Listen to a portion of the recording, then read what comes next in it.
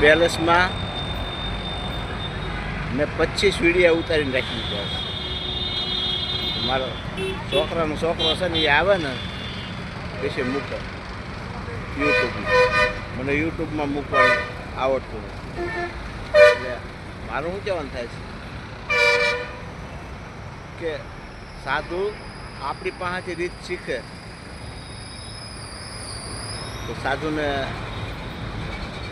પેલા મગજમાં નથી, કોઈ ભગવાનની કાંઈ વાત યાદ નથી એને.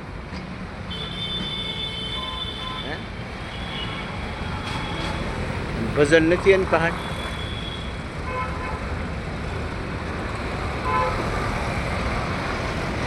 જેટલો ઓજરીમાં વિકાર હોય ને એટલે બધું ભૂલી જાય.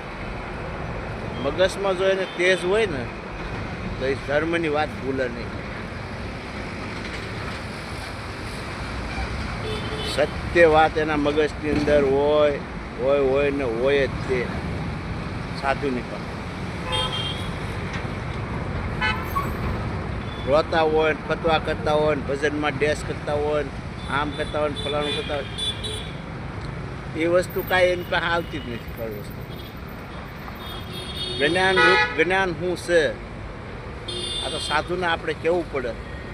સાધુને આપણે કહી ન શકીએ, સાધુને આપણે ઓળખી શકીએ.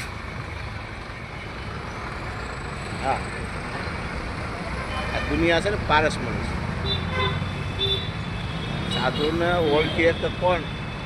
પારસમણીને જેને ટસ હોય ને, શબ્દનો જેને જ્ઞાન હોય ને એની પાસે બધા ઓળખ્યું.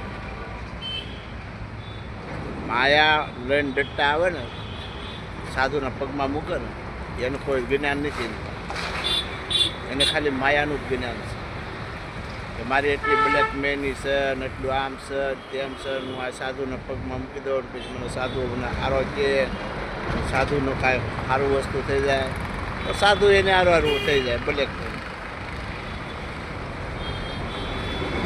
બ્લેક મહેનત થાય પછી બેયનો ધંધો એક થઈ જાય. પછી આમાં એને પછી નજર પાછી ઓલપા ન રહે, એનું જ્ઞાન ભૂલી જાય. ન રહે ભગવાન સામું કે ન રહે કોઈ ગરીબ ભિખારી સામું. અત્યારની ઘડીમાં મેં જોયું છે સાધુની ઘણી જગ્યાઓમાં જોઈ લીધું છે. બહાર નીકળીને સાધુએ કોઈ દિવસ એમ નથી કીધું કે આલ્યો 100 રૂપિયા તમે જાઓ બધા વયા જાઓ ખાનપીન ટેસ્ટ કરી. ભિખારી તો બહાર માંગતા જ હોય, એમ દેવાનું કહેતો નથી.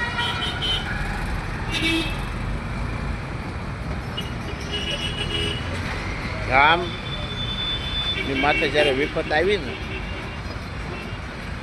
ત્યારે માતાજીને કલક લગાડ્યું ને ત્યારે કે કોણ વાતું છે?